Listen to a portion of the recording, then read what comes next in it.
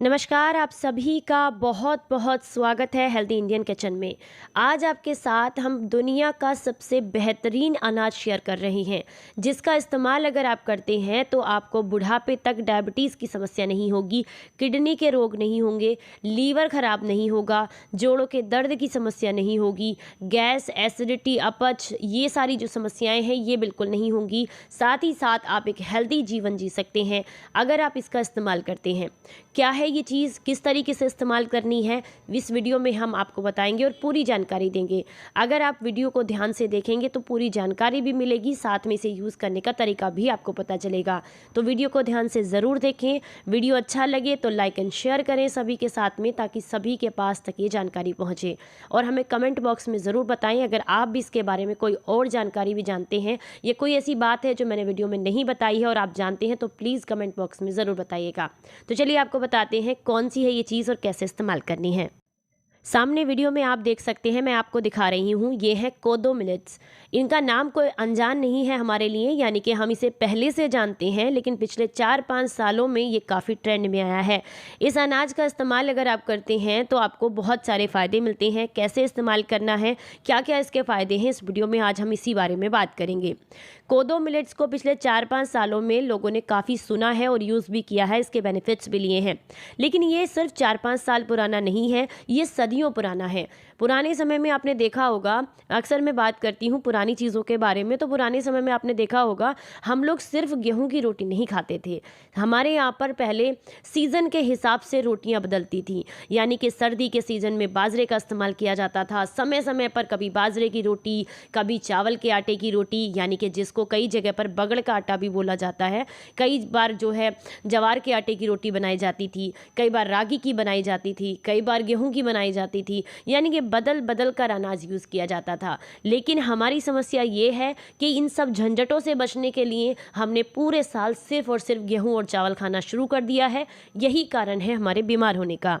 तो अगर हम पुरानी चीज़ों पर फिर से लौटते हैं तो इस बात की पूरी गारंटी है कि हम निरोगी जीवन जी सकते हैं, क्योंकि पहले के ज़माने में आपने देखा होगा लोग 150-150 साल निरोगी जीवन जी जाते थे और उन्हें कोई बीमारी नहीं होती थी। ना डायबिटीज़ होता था, ना कैंसर, ना जोड़ों में दर्द, ना घुटनों में दर्द, किसी तरह की कोई समस्या नहीं। कारण था अपना अनाज, यानी कि अनाज को बदलते रहना बहुत ज़रूरी है। आज इसी श्रृंखला में हम आपके साथ जो शेयर कर रहे हैं ये बहुत ही कमाल का अनाज है। इसका इस्तेमाल अगर आप करते हैं तो ये दुनिया के सबसे बेहतरीन अनाजों में से एक है। कोदो मिलेट्स को आप बहुत आसानी से कहीं से भी खरीद सकते हैं। किसी भी आयुर्वेदिक स्टोर से मिल जाएगा आपको, किसी ग्रोसरी स्टोर से मिल जाएगा, कहीं ऑनलाइन भी आपको मिल जाएगा। जहां आपको अवेलेबल हो आप वहां से आराम से खरीद सकते हैं। तो अगर आप इसका इस्तेमाल करते हैं तो आपको ढेरों फ़ायदे मिलते हैं। हालांकि ये अब काफ़ी, जो कि पिछले 4-5 सालों से काफ़ी ट्रेंड में है, इसलिए महंगा भी मिल रहा है। लेकिन अगर आपको कहीं लोकली फूड में ये होता है, क्योंकि हमारे पूरे भारत में ये बहुत आसानी से होता है, तो अगर आपको जो है ये ऐसी जगह मिल जाता है जहाँ लोकली आपके आसपास अवेलेबल है, तो आप वहाँ से खरीदिएगा। बहुत ज़्यादा महंगा लेने की आपको ज़रूरत बिल्कुल नहीं है। सबसे अच्छी बात यह है कि इसको उगाना बेहद आसान होता है, इसलिए ज़्यादातर जहाँ पर पानी की कमी होती है वहाँ इसे बहुत उगाया जाता है। तो कोदो जो है, जिसको कोद्रब भी बोला जाता है, ये एक ऐसा अनाज है जिसकी खेती बहुत ज़्यादा की जाती थी पहले के ज़माने में। हालांकि अब तो कम हो गई है, इसी वजह से इतना महंगा मिलता है।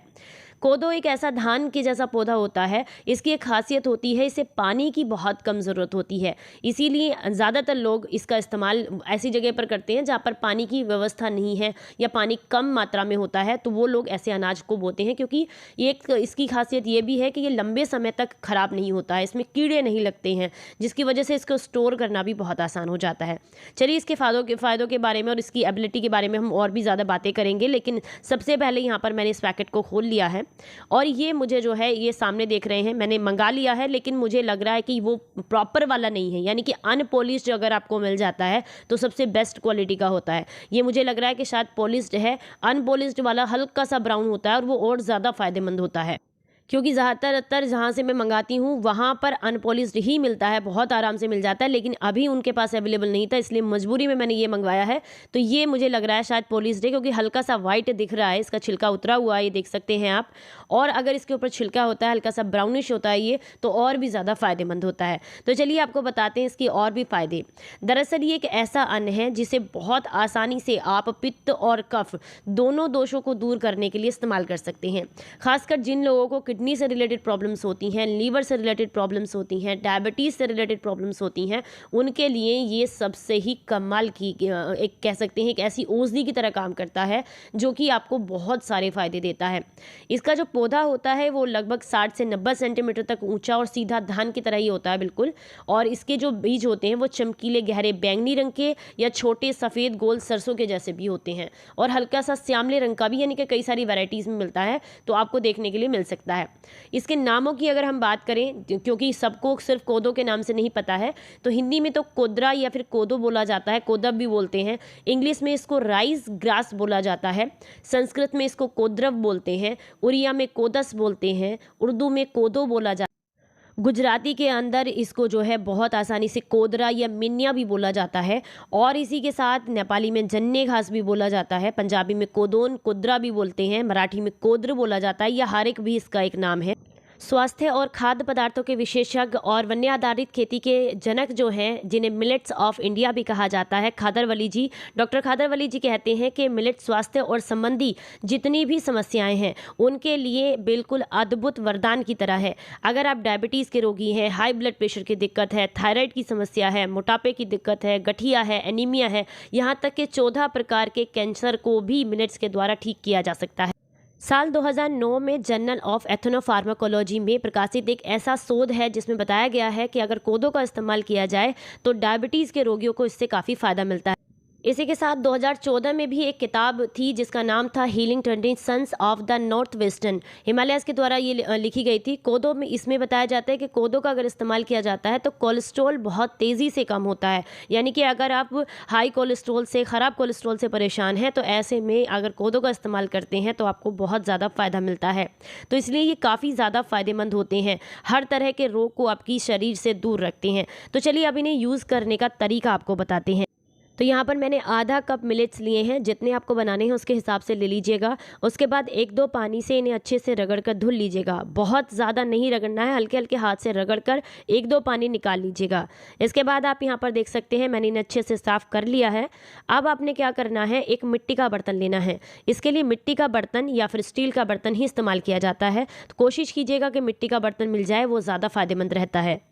इसके बाद इसके अंदर मैं डाल रही हूँ इसी कप से नाप करके लगभग 5 गुने से भी थोड़ा सा ज़्यादा पानी ही मैं यहाँ पर इस्तेमाल कर रही हूँ, यानी कि लगभग 5 कप मैंने यहाँ पर पानी इस्तेमाल किया। आधा कप मिलेट्स लिए थे, आधा से पौना कप ही मिलेट्स थे, और उसके बाद यहाँ पर 5 कप मैंने पानी डाला है।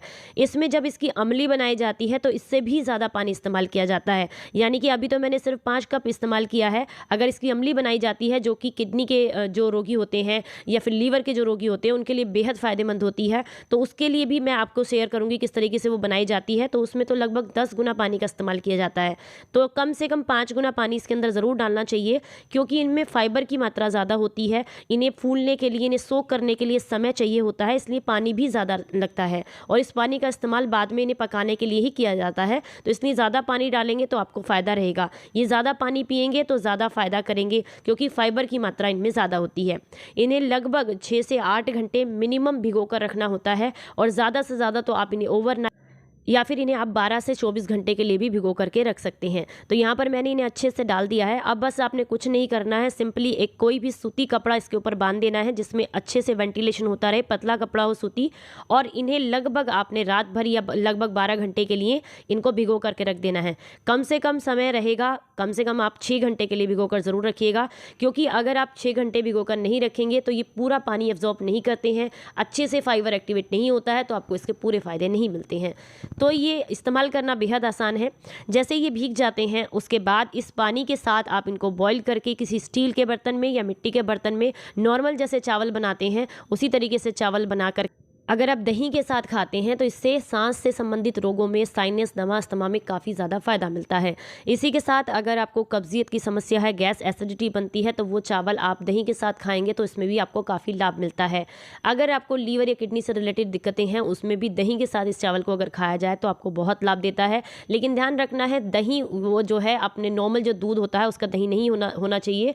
जो कोकोनट का मिल्क होता है, यानी कि जिसको नारियल का दूध कहते हैं, उससे जो दही बनाई जाती है वो दही बहुत ज़्यादा फ़ायदेमंद होती है। उसे किस तरीके से बनाया जाता है, कितनी पौष्टिक होती है, उसके बारे में भी बहुत जल्द मैं एक वीडियो शेयर करूंगी आपके साथ में।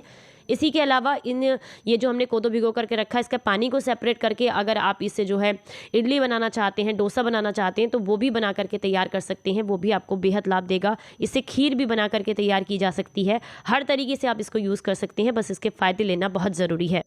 तो अगर आपको हमारी वीडियोस अच्छी लग रही हैं, जानकारी पसंद आ रही है, तो इसे लाइक ज़रूर किया कीजिए, सभी के साथ शेयर ज़रूर कीजिए, ताकि सभी के पास तक ये जानकारी ज़रूर पहुँचे और हम फिर से अपने जीवन को एक हेल्दी जीवन बना सकें, लंबा जी सकें और स्वस्थ जी सकें। तो इसके लिए नेचुरोपैथी से ज़रूर जुड़िएगा। वीडियो अच्छी लगी हो तो लाइक एंड शेयर करें सभी के साथ में। फिर मिलेंगे किसी नई जानकारी के साथ। तब तक अपना ख्याल रखें, अपनों का ख्याल रखें और हंसते मुस्कुराते रहें। Stay healthy, stay happy. Bye bye.